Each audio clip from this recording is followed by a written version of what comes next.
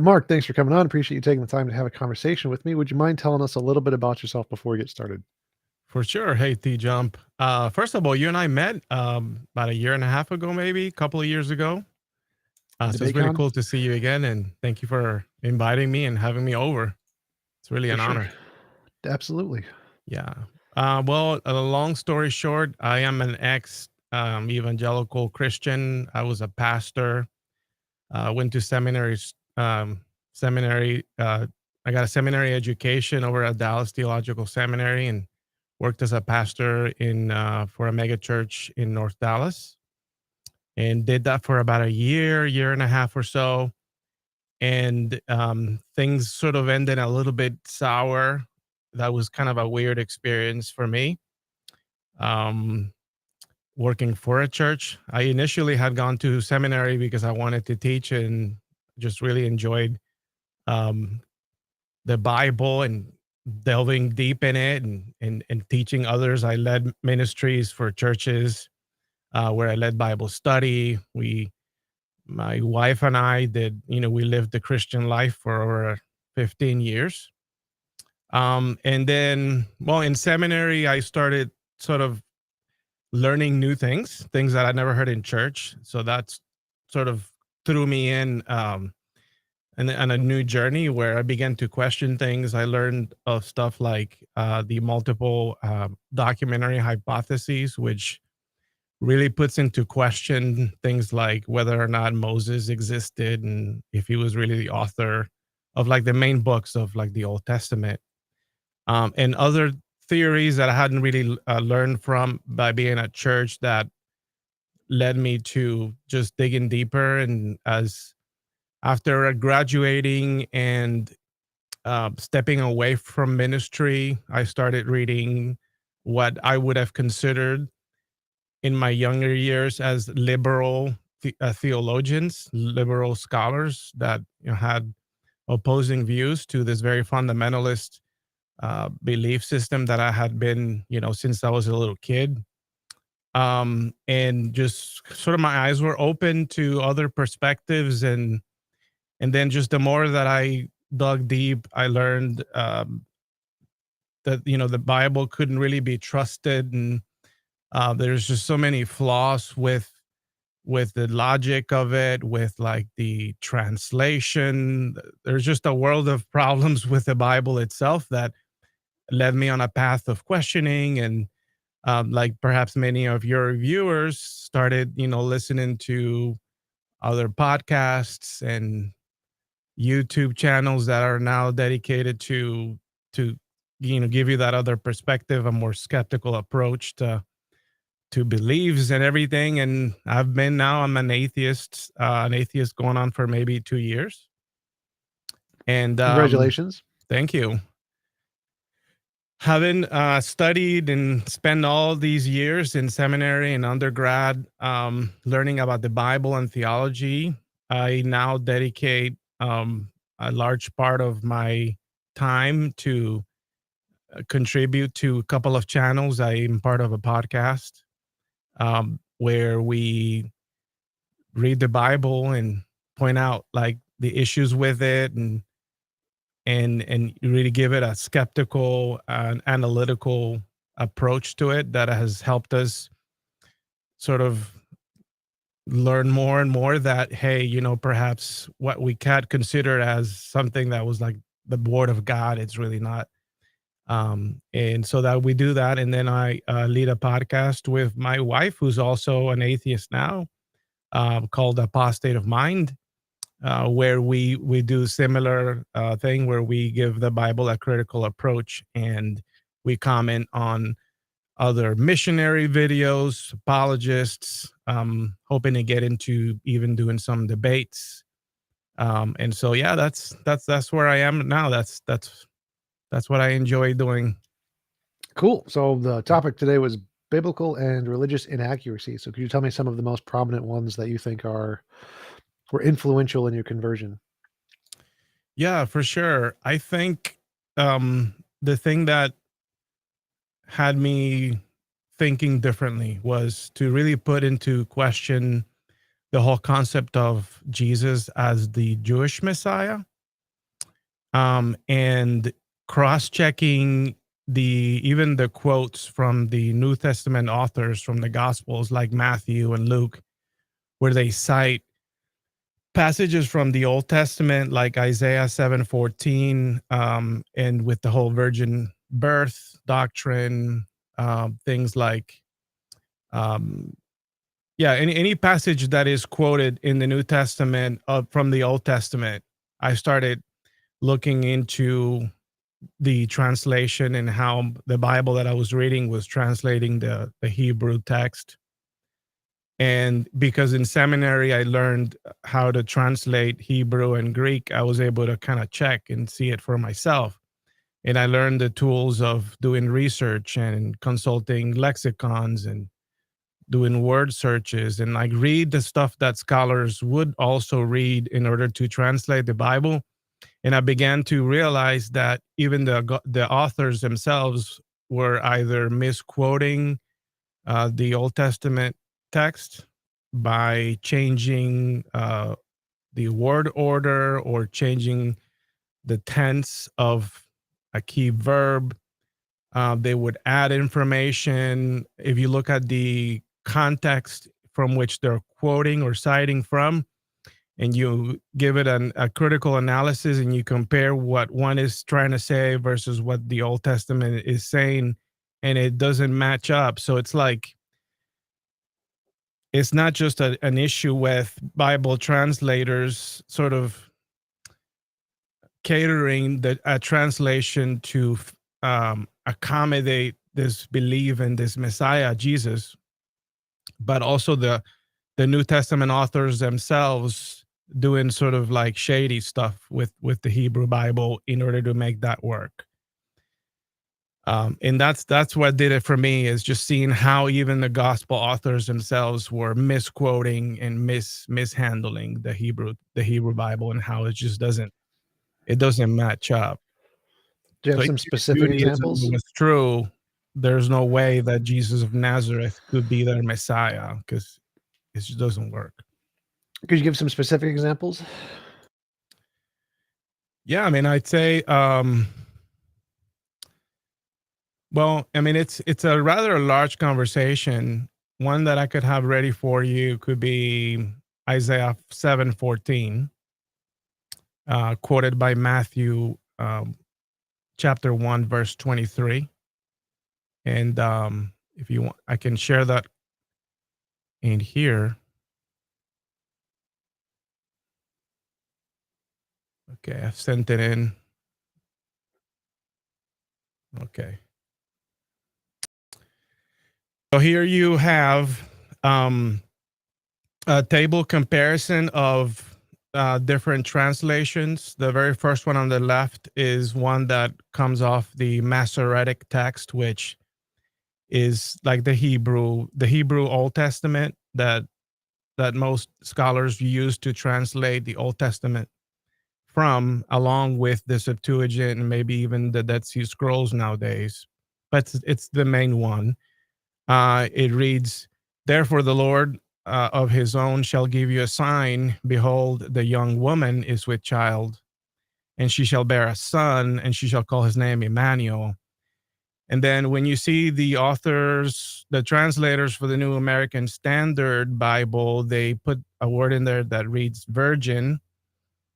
Not only that, but they say that she will bear a son, and when in the original Hebrew is not it's not like there's going to be a future pregnancy, but rather the person that the prophet Isaiah is actually talking about in Isaiah 7:14 is actually his wife, and she was already pregnant at the time, so she already has a child, so she was already pregnant.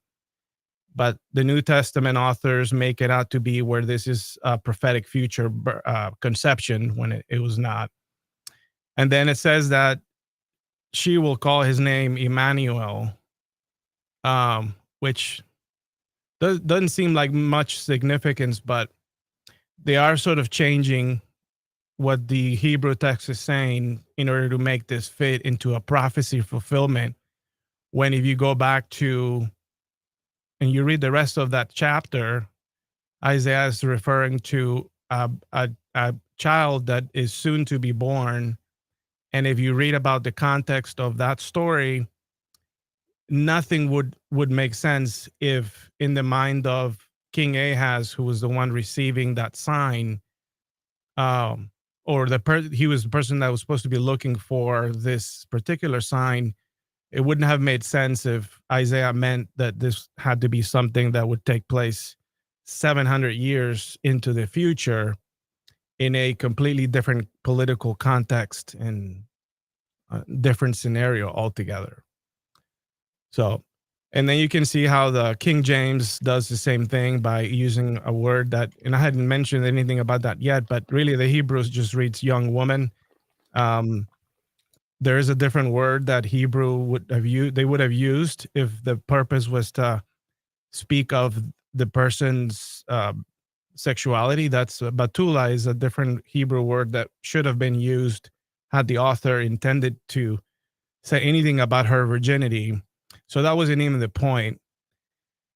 Something else about that passage is if you read the rest of that section in Isaiah, the sign is not this miraculous conception, which is the case that the New Testament authors are telling us, and that is that this is a virgin, no intercourse is implied, and then it's conceived by the Holy Spirit. But in the case of this original context in the Isaiah, the sign was not about the conception. The sign was, if you keep reading the text, is right around the time when the kid is old enough to have like some maturity. And it even says by the time the kid is able to say mom or dad. So within a few years time frame is what the king is supposed to be looking for. That by this time, those that oppose you, namely the king of Samaria and the king of Israel, and also the Assyrian Empire, that are like, there's a whole thing. They're trying to invade Judea, and the prophet is telling him to have hope that God will be on your side. And so Isaiah essentially saying, hey, by the time this kid can speak, God will intervene and Jerusalem will be saved.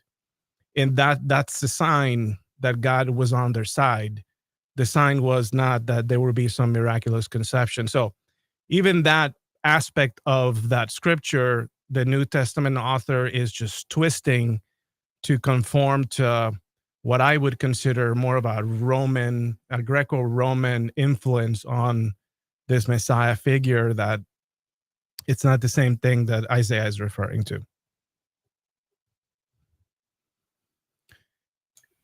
Cool. So do you know when or why this change was made? So I think, what happened right around I'd say right around the 2nd or 1st century BC, the people that lived in that area of the world would have access to a Greek Old Testament, or the LXX, where it's believed that many of the books of the Hebrew Bible were translated into a Greek text, and that Greek text circulated. And so it's very possible, and I think most Christian scholars would agree, that the authors of the New Testament, perhaps even Jesus himself, would have had access to this Greek Old Testament. So when you read the Greek Old Testament, it does use a word that in today's today you would translate it as virgin. They use a word in Greek in place of the Hebrew word alma. They use parthenos, which it would translate to virgin, but that's a mistake they made. And perhaps there are some scholars who believe that when the LXX came to be. The word Parthenos did not specifically translate to virgin, in that there's perhaps some, every word has different usages and definitions. And so perhaps that word could have still meant just young woman. Because, that if that's the case, it trumps the whole Virgin Mary doctrine. And even in the Catholic Church, they have this thing called the perpetual virginity, which means that she never lost her virginity. Which to me is nonsensical, because eventually she gave birth to Jesus, right? So I'd say the mold was broken, but nonetheless they do claim that. Anyway, so it's possible that they may have chose Parthenos, and they may have thought that it had something to do with it, but they're wrong. Honestly, I think Christians give the gospel authors too much credit, because they presuppose divine inspiration, so they could never be wrong.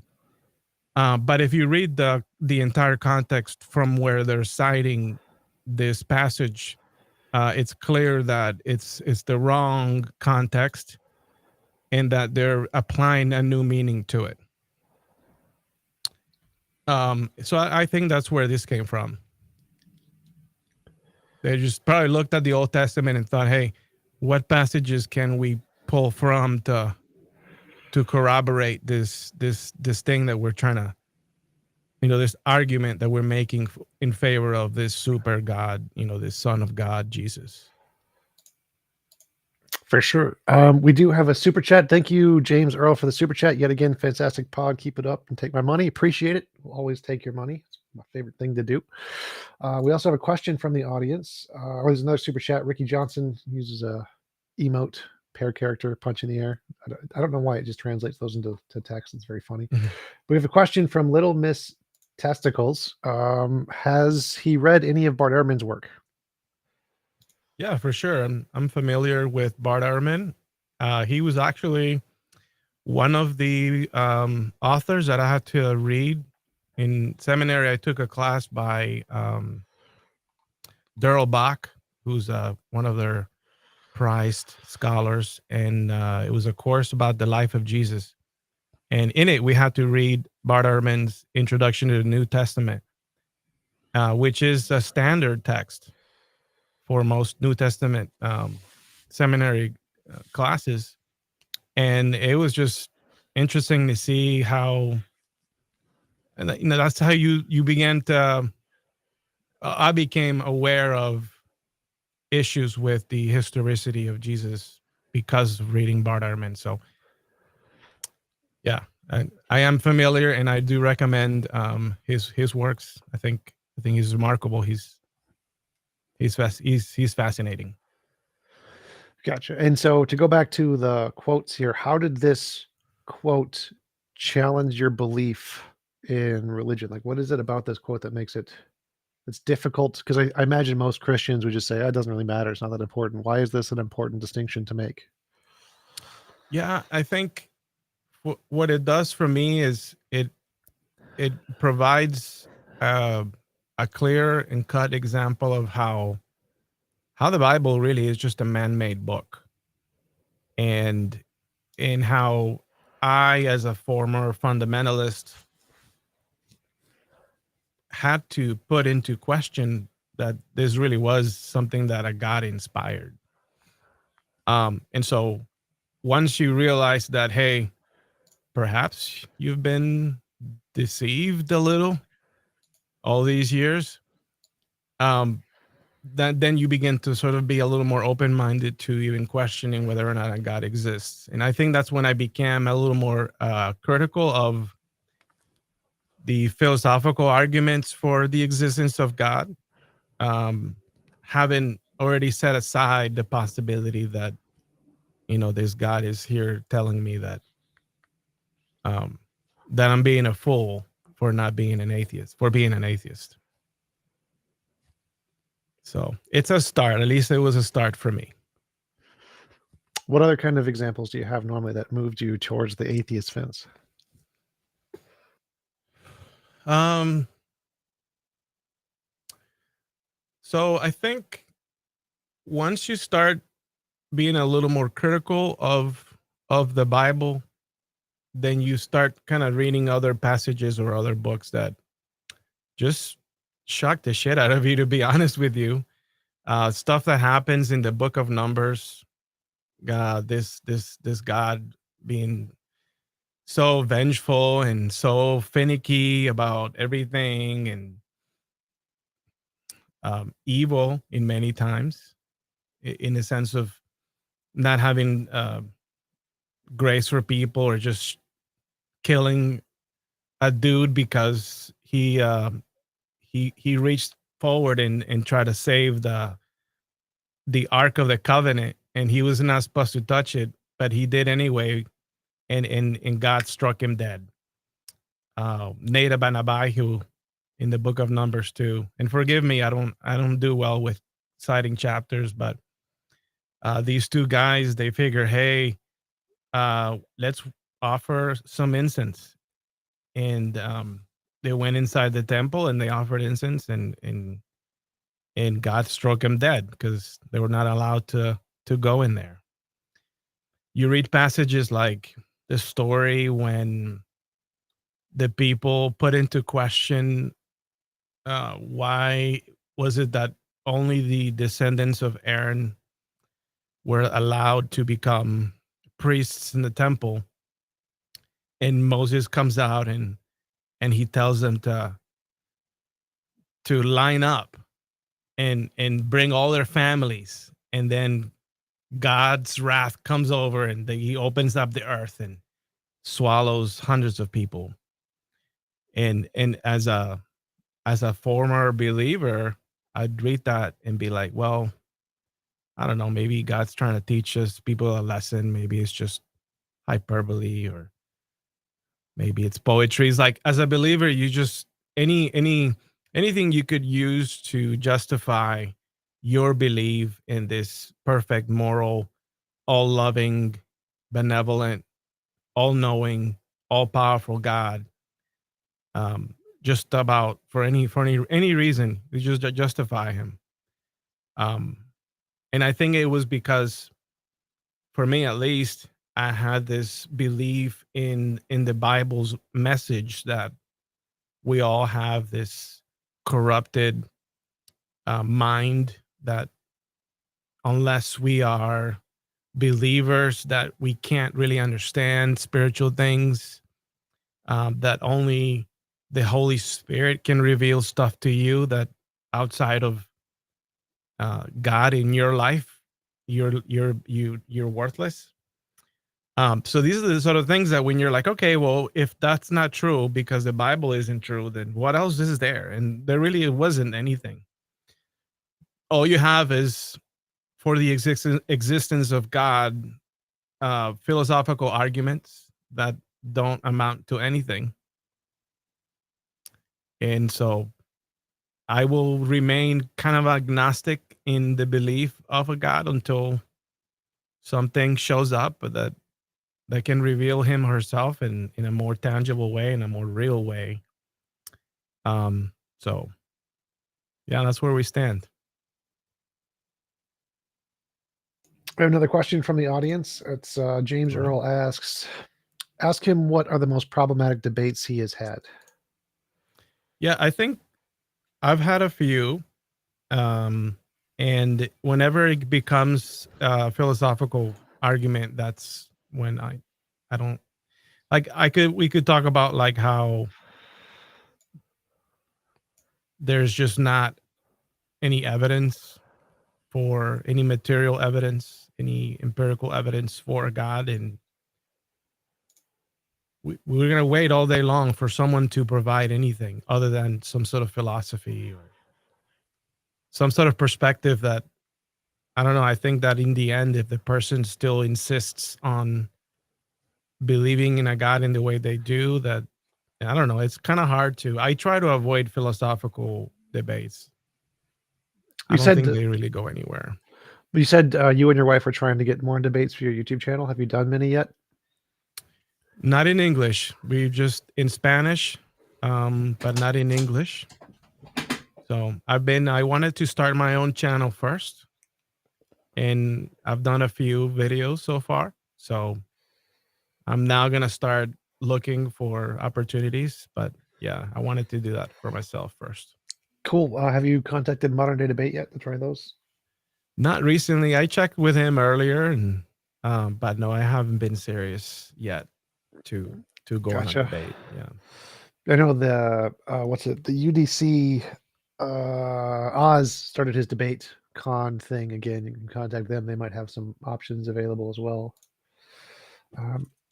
So you said you avoid more of the philosophical debates. Why is that? I find them difficult to address. I mean, I think, yeah, it's we can sit here and point the flaws, point out the logical flaws from them, but I don't know. I haven't had much good luck with them, I guess. Gotcha. I know you do a lot. You address that a lot. I mean, that's Yeah, it's definitely my focus. It's one yeah, of it's those kind of your things. focus, right? Yeah. Yeah, I typically avoid the biblical ones. I don't really like biblical debates because I think that they're ambiguous. Like you can interpret it any way you want and kind of make it fit, kind of a thing. Have you had any experiences with that? Yeah, so that I do enjoy because, like, unlike most, I'm able to read from the purported original languages, and I've got lots of tools to do research on those texts, and most people don't. So Cool. So like, if all you know is English, then as a debater of the Bible, then all you're left with is um, an interpretation, which is what an English translation is. It's just an interpretation of something. Um, and I enjoy a bit of looking into archaeology and looking into evidence of other things. Like I've realized that Genesis was not an entirely, in my opinion, is not entirely an original inspiration. I think that it borrows from even more ancient um, scriptures, ancient literature that writes about the creation of the world, like the Enuma Elish. And so I've enjoyed learning from the other myths that talk about things like the flood as well. I think that was really impressive to see how the flood account with Noah, you have a character that is considered righteous and worthy of being saved. And God approaches him. Well, that's just like how it is in the Enuma Elish. Or there's a character named the Athrahasis, and he's also approached by a god, and he tells him to build an ark and to keep his animals in there. And then when he comes out of the ark, when the flood is over, or when it stops raining, there's, instead of a dove, it's ravens. They both offer a sacrifice to their god. They both get drunk. I mean, it's like they just took an older myth that people maybe found impressive, or it was effective for them to scare, put the fear of God on people, because that's what it's doing. It's, hey, if you don't obey, God will kill us all at an instant. And they just changed the names and and put their stamp on it. I mean, that's kind of ridiculous. If there was a God inspiring, or a Holy Spirit that's inspiring Genesis, um, why would he copy something that he should have known that was already in circulation? It was an old story, just rebranded. And Jesus is very much the same. He's a rebranding of a bunch of Greco-Roman gods, and to give it authenticity or to make it reputable, the people that started that whole movement took the Hebrew Bible and called it the Old Testament. Um, in a way, no different than, say, the Book of Mormon pulls from the Bible and has this new thing. So we got another chat question from Elliot. He asked, when you left religion, how did that impact things on like your sense of morality, and what did you realize was real even without the Bible's teachings? That's a great question. Um, in terms of morality, I think that it improved my thinking, my philosophy on morality, because it's when you are when you are a believer, you at the end of the day, you're doing things because you're afraid that God's gonna punish you. At the end of the day, you're worried about not making it into hell. So you're either gonna follow the law so that you can earn your way to paradise, or you're gonna accept the Christian message of faith, and but which then it has to lead to works. So everything leads to having this mentality where you've got to do something in order for you to be saved from or to earn something. But I realized that when you take that out of the equation, so what do you have left? You're either benefiting yourself or you're benefiting someone else. And I think that was a part that was missing from me, is that there's good in being selfless. There's good in helping other people. There's something about contributing to like this mutual benefit of just following certain rules. And I think morality is still there. It's just not this objective morality. It's not about like some God created it and there are these ancient precepts. No, but rather there are things that we as people have become to all agree on. So think of it as a social contract, or I kind of see it that way, in that if I care about others' well-being, that's gonna that's gonna carry on to me. I can benefit from other people benefit, and so ultimately, well-being ought to be the sort of like the end, right? The goal is to have all of us share a well-being that doesn't necessarily have to come from following a set of rules that some God gave us, but rather things that we have all sort of come to agree. And with the mentality that perhaps, we're not there yet, that there's more room to improve. So yeah, I think that's where we are. Gotcha. So there was a super chat from Don. Appreciate the super chat. Are the Gospels based on eyewitness accounts? No, I don't think so. I don't think so. Well, for one reason is, understand that the Gospels were originally, um, they were anonymous. Like there were not even names attached to those writings at first. And it's not until several centuries later when the church realizes, hey, we need to put a name. This must have come from someone. It can't just be anonymous, and so the names get added later. So how can, and not only that, but the earliest gospel that comes out, which I believe that would have been Mark, is not coming out until like AD 60. So, or 30 to 40 years after the events took place. And so think about that. You've got a 30 to 40-year gap before anything is put into circulation. And not only that, but that which comes out first is anonymous. So there's no author behind it. And then you see Luke and Matthew come into the picture, and then you read those accounts. And if you compare the stories and you read them side by side, you'll see how Luke adds more stuff than Mark initially writes, but they're all using Mark as a template and just adding more information to it.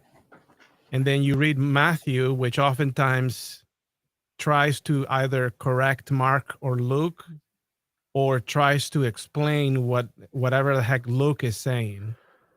And so at the end of the day, you have like 4 different gospels that are saying 4 different things. Yeah, they all coincide in some major stuff, but they're contradicting each other. And they're all giving you a different perspective, not because they're like 4 witnesses, and how apologists try to paint that scenario as like, well, it makes sense that they would disagree on some things, because if you take 4 people's testimonials, they're gonna, unless they conspired. But no, this isn't about conspiring. This isn't about a court case. You have these documents that are trying to tell you a story of some claiming that something happened a certain way. And we, as believers, we all agree that these things are all inspired by the same Holy Spirit. So if they're inspired by the same Holy Spirit, there should not be room for, contradictions or, okay, an example of that's like, wow, shocking. So did you know that according to, and it's been a little while, I could have these things flipped, but according to Matthew, Mary and Joseph were already living in Bethlehem. Like that's where they lived. And so therefore, Jesus is born in Bethlehem. And then they escape because other things happen, which we won't get into. But the point is that they're in Bethlehem. If you read Luke, Luke doesn't have them starting in Bethlehem. In Luke, they're in Galilee, which is another nation. Israel is not Judea, and they were not united in the first century. So they're living in another country. They just happen to come to Bethlehem because of this dubious census, which, by the way, there's no evidence, there's no historical record that can corroborate that type of census that would require people to travel to their hometown. But it wasn't like, okay, go back to where your parents came from. No, this is like if you check the calendar, the time gap between Joseph and King David is 1,000 years or so. So Joseph is being asked to travel to the hometown where his ancestors lived 1,000 years. I mean, who knows?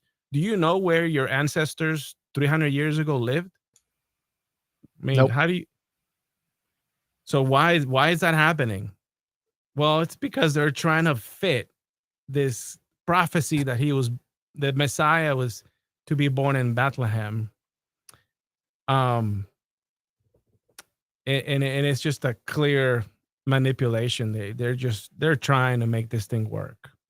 But at church, you never read it that way. You just you get sort of like a summary of the whole birth story, and that's the Christmas message. But when you compare what the Gospels are saying about this birth of Jesus and where it takes place, where they go, right? Who's visiting them? They're all different stories. So which one should you trust? I don't know which one to trust. For sure. Terrar asked about free will. Free will, but if you use it, you will be punished. What is your position on free will and how it's addressed in the Bible? Addressed in the Bible? I don't think it's addressed in the Bible. I think a conversation of free will, is a much more modern conversation than the Bible. Although I think Christianity in Christian doctrine will tell you that there is that somehow Adam and Eve story corroborates a free will, and that people are responsible, and it is because you have free will that you had answer for your actions. But but I don't think free will is actually something. I think considering an understanding of the human brain and how we as people perceive reality, I think that the brain is giving us a backdrop, if you will, of information, much of it which does not necessarily come from us. I think there's a lot of info that our brain just retains and does other things with it that we have no control of. So when when we are interpreting our reality, we're interpreting our reality not in a pure sense, but in a corrupted sense, in a way that our brains are giving us information that we are interpreting alongside with what's coming in through our senses. And so there is some sort of, I allow for some determinism that that's there, that we can't control, because we can't tell our brains what to do. Our brains tell us what to do, but we can't really tell our brain how to work. So Hassan Praise asks, have you considered Islam? Also, have you studied Islam? Have you studied the Quran? Can you read Arabic? Because I know that. no, I cannot read Arabic. So I have read the Quran in English, and have only read it once. And first impression, to me, the Quran, it sort of, it reminds me of, it's very much like Judaism. I think that Judaism and Islam share a lot. And have I considered being a Muslim? Not really, to be honest with you. My brother is a Muslim, and him and I sort of have a little bit of history. While I was in seminary, he was like being converted Muslim, and he's come a long way, but he started out very fundamentalist, and him and I would argue about things. And so back in the day, I would say that I was pretty convinced that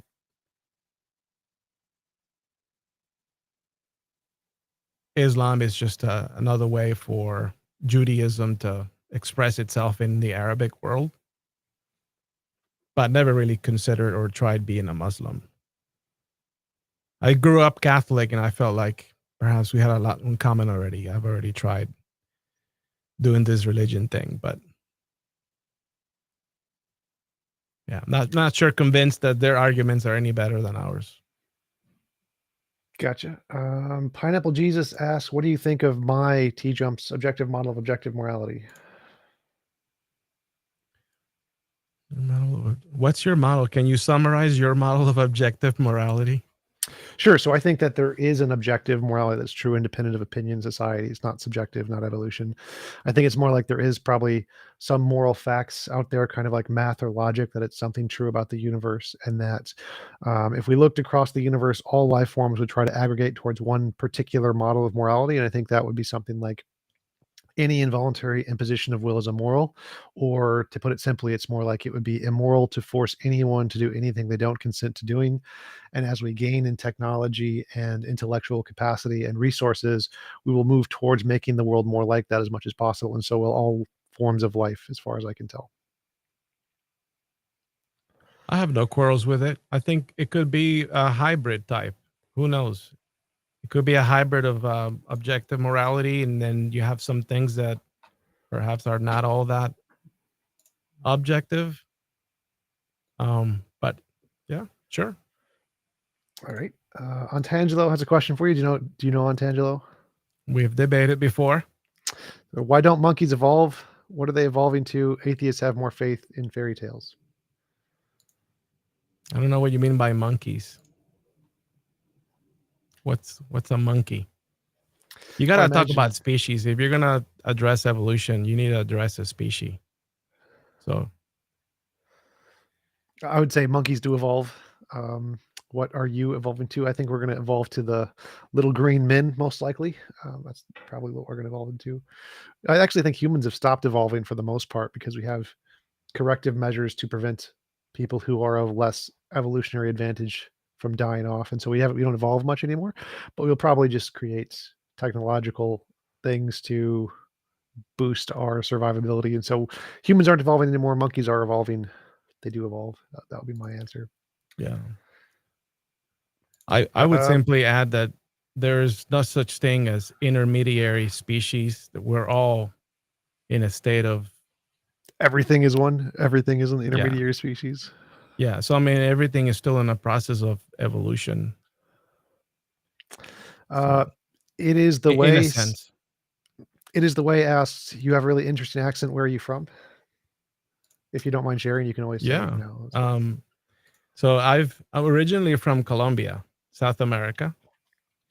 However, I lived in New York City as a kid, and I'd say that I grew up in Miami. So I've sort of been all over the place.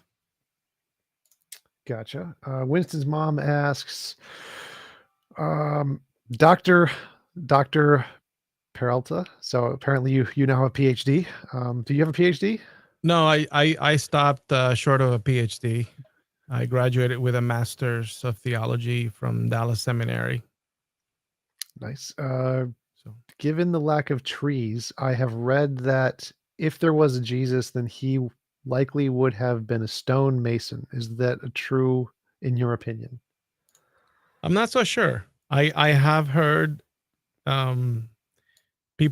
scholars comment about the whole technon, I think it's the word in the New Testament that's used, of what sounds like the job that that Joseph had, and that would have made him a carpenter. But I've heard also people say that just meant skilled laborer, that you can't really put your finger on anything specifically.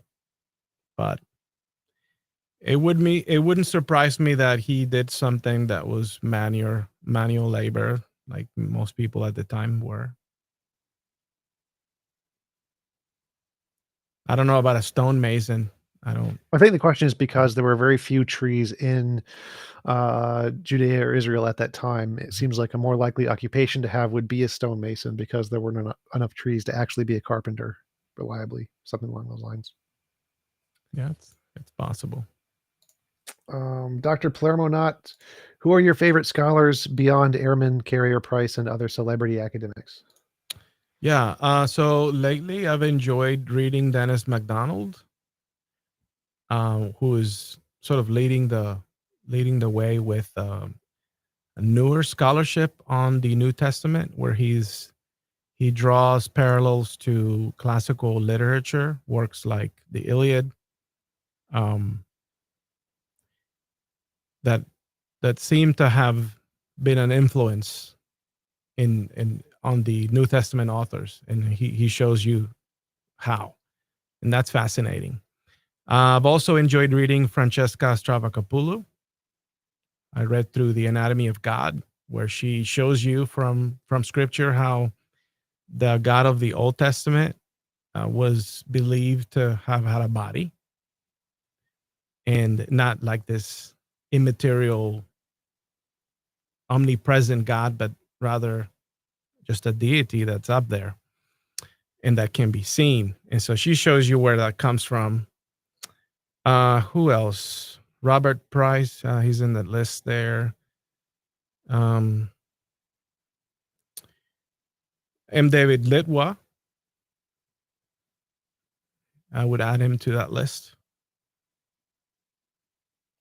Yeah. I think between those, you've got a lot to catch up on, if that's something that interests you.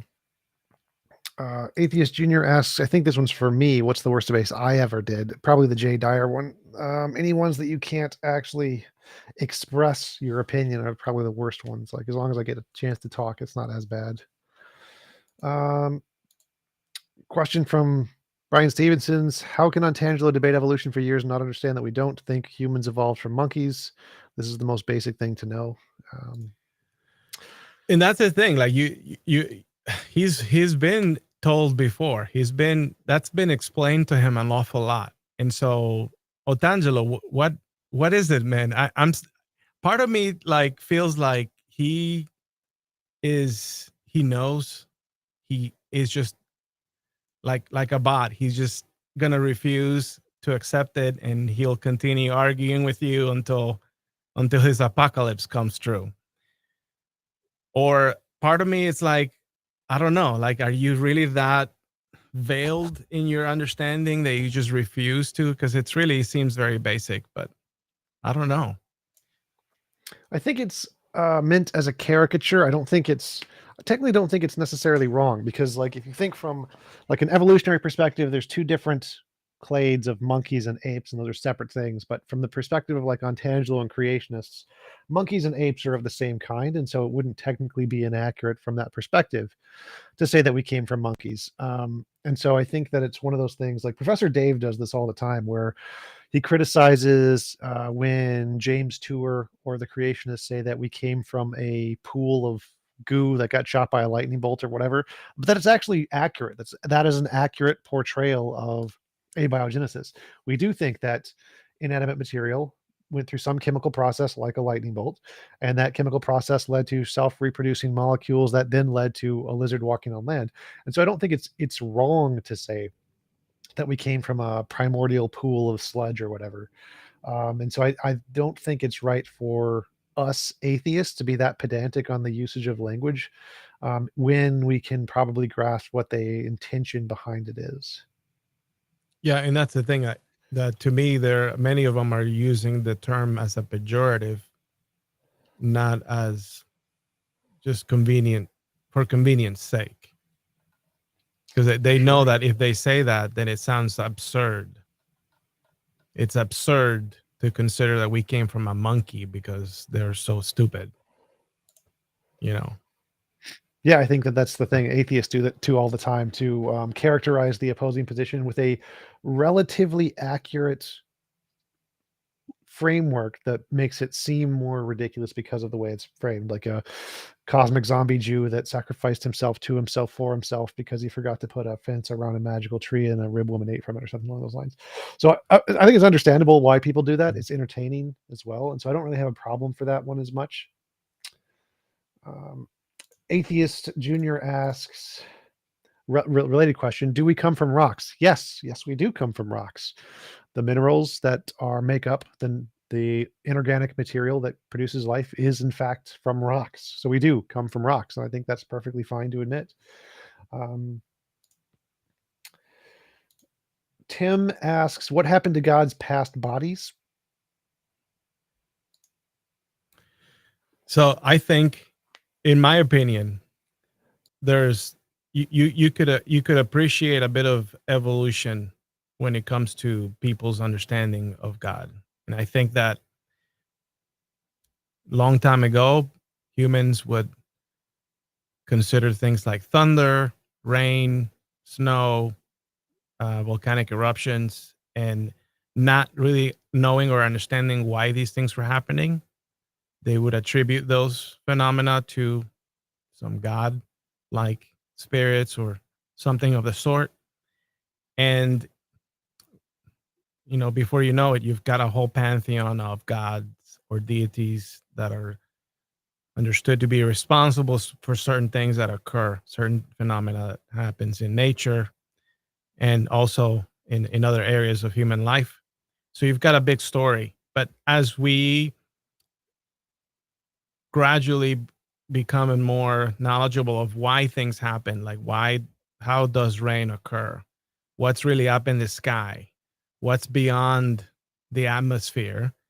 Then as that's happening, as we are realizing that, hey, maybe the earth is not the center of the universe, then you begin to sort of change or accommodate the theology. And so God, as the deeper that and the farther that we're able to look or search for God in the universe and not find them, the farther out that theology describes him to be. So at some point people stopped talking about, oh yeah, I saw Yahweh up in mountain and he came down and whatever, because people know that God's not really able to, there's no God that's walking around. And so now we start changing the message, and so our religion has changed their perspective of what God is and how he is. And I think that there's enough evidence, as has been shown by scholars like Francesca Stravakopoulou, that the Bible itself taught that he had feet, that he had testicles, that he walked around, that he was seen by Moses on top of a mountain, that he resided up on a sort of a layer of rock in above in the sky, and that's how the world works. Just not anymore. Now we've gone out to space. Now we know that there's nothing up there. We know the Earth isn't round, flat anymore. The Earth is, a sphere. So now we have to change our theology, and that's what we've done with it. Gotcha. Super chat from Dalai Lama. Do you now intentionally conduct your inquiry as a God doesn't exist, or do you still find yourself often or occasionally in the mindset you were raised and educated in? I'm 100% atheist, so I never am under the belief God exists. It's not a feeling I occasionally believe. What about you? Conduct your inquiry. I mean, I don't presuppose that he does not exist. I think that my mindset now is more like, I'm not gonna live my life as if he did exist until proven otherwise. So I remain open minded to being shown wrong. I can't guarantee that if I am proven wrong that there is a God, that I would eventually worship this God. But I don't know for sure, if I'm gonna be honest. Gotcha. Got another super chat from Atheist Junior. Thanks for asking my question. Appreciated the super chat. Logan Fisher asks, can you ask if he went to seminary as a Christian, and if not, what was he ever of faith? You did answer that at the beginning. Yeah. Yes. If you want, you can answer again if you like, though. I can add more. So I grew up Catholic. So I was baptized. I did my first communion at age 9 or 10. I did not get confirmed because by the time I was a teenager, I sort of stopped going to church. And then when I worked my way back to church, I ended up in an evangelical church. So I became Protestant evangelical, and I was that for maybe 15 years. So, yeah. All right. Next question is K Yim Inc. What is the best seed of doubt you can plant into the atheist mind? I guess you can answer it from the theist side. What would it be? What's the best seed of doubt you can plant into the theist mind? I mean, it would depend on what their tradition was to me. Like if they were a Christian, I would show how, like, Jesus is not or can't be the Messiah. I think that could wake someone up. But if there were something else, I'm not so sure. I think what's important here is having correct thinking when it comes to what should constitute as evidence. I think that's more important than anything else. Because I think many of us that were or are in the faith give a lot of credit to experiences and testimonial or anecdotal evidence, and that could be problematic, because anecdotal evidence doesn't is not always not always the best evidence, especially for claims like God exists. So if someone can be shown how to think correctly, how to reason correctly, then renouncing to any faith should be,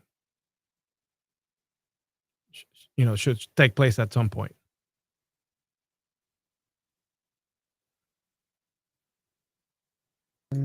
Next question is from Hassan Praise. How does he account for the Quran saying the universe is expanding in 51:47? I'm not so sure. I think I've read that before. And what I know about that surah is Whoops. that is saying a similar thing that like the Old Testament. I think there's a passage in one of the Psalms that talks about how God stretched out the heavens.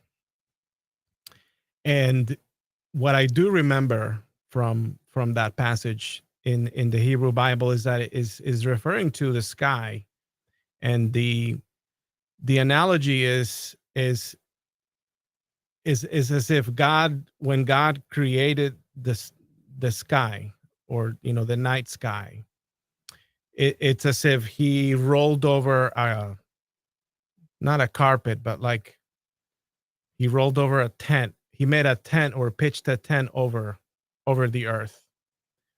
And that's the language. The language is of stretching out a tent, as if the sky was all like equidistant, because their belief system was that the earth was flat and that the sky was a dome that's equidistant from the ground, and that everything is there, like all the stars are the same distance from us, and everything is sort of embedded into this dome cap. And so you've got to understand that the Bible is wrong, and as poetic as that might sound, you just can't excuse it. If a God really inspired this, he would have considered before saying something like that, because he would have known, right? You figure he'd know that stars are all at different distances, and to put it that way, it's just it's not really telling you the truth. And I think that surah is borrowing a little bit from that language, if not mistaken. But I would seriously put into question the interpretation that some Islamist defenders would say, because usually while you're here from debates is that, oh, here's evidence, this is scientific evidence that the Quran is inspired, because how else would the Quran know that the universe is expanding the way that we would understand that to be in astronomy today? But I don't think that's what the Quran is saying. That would have made no absolute sense or meaning to a Muslim, when the Quran was inspired. So I think it's anachronistic to use that surah as evidence of any scientific evidence that would support the Quran. Yeah, for sure. I think it just says that he stretches out the heavens, which doesn't actually mean the universe is expanding. It's too ambiguous to mean that. So the fact that you can make it mean that isn't actually evidence. And it's a stretching out of the analogy of the curtain or the tent, not in the stretching out like the universe is expanding to infinity. Like, We got a super chat from Good Question. He asks, is there something wrong with this answer? After I die and in hell, I'll stop being an atheist and I will ask the loving Jesus to forgive me and zoom me to heaven. what? I think it's like, is it in Christian theology? Why can't you, when you die, convert to Christianity and get into heaven? That's in a way very astute, because I don't think that there's a verse that says specifically that you have to confess faith in Jesus before you die. I think that might be just something that it's implied.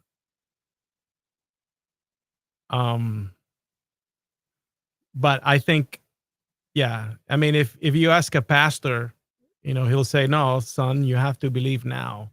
And if you die, it's too late.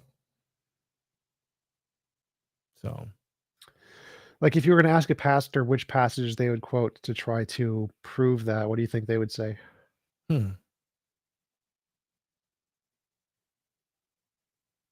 Yeah, I'm not sure.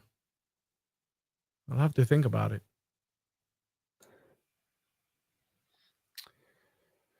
All right. Question from Atheist Junior. What video games do you like, and have you ever played Factorio?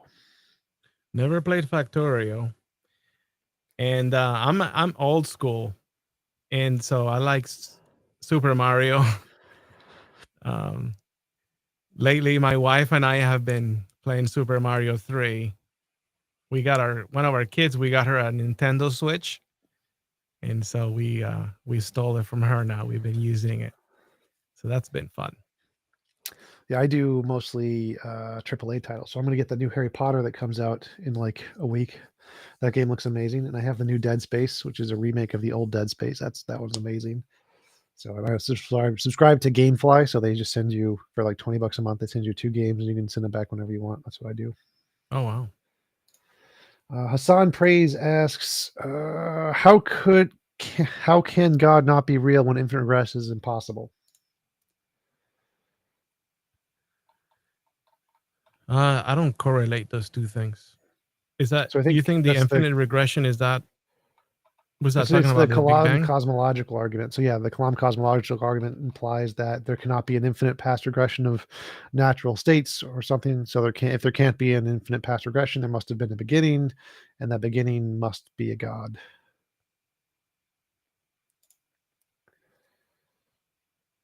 Yeah, no, I don't. I'm not convinced of what the Kalam is trying to do. Yeah, I would say that infinite regress is not impossible. There is no logical contradiction. Even the apologists like William Lane Craig admit there is no logical contradiction. It just has some intuitive problems, which are not real problems. Intuitive contradictions are not actual contradictions, and there is no evidence that there was a beginning of all natural things. Only the beginning of our current space-time, and so there's no reason to think there is an absolute beginning. And even if there was, that beginning could have been made by like a quantum field, and there's no reason to think it was made by God. So if there is a necessary being, it could just be a natural entity like a quantum field, and not a God, and that would solve it too. So consider it not evidence. All right. I think that is it for the questions. We've been going for about an hour. Really appreciate you coming on. Do you want to give any links or references where people can find out more about your work? Absolutely. Please visit me on YouTube, Apostate of Mind, just like my name title here. And if you're interested in critical analysis of the Bible and the Christian religion, commentary on apologists and missionaries that are out there trying to sell you the Jesus gospel, and you wish to learn more of a liberal side of things, if you're interested in the academic um, comment of what they're trying to sell you, that's where you're invited to come and join us and be a part of what we're trying to do with Apostate of Mind. Awesome. Thanks again. Really appreciate it, and hope you have a wonderful rest of your day. Oh, hopefully I'll see you at the next debate con. If James invites me, yell at him. If he doesn't, make James invite me. Yeah, he definitely needs to. I looked for you last time and I was surprised that I didn't see you. Yep, that's James's fault. Blame James. Yell at James. Send him angry emails. Awesome. Well, thank you for having me. I really appreciate it. Thank you, everybody. I really appreciate the questions. Absolutely. Thanks again, and I'll talk to you later. Take care.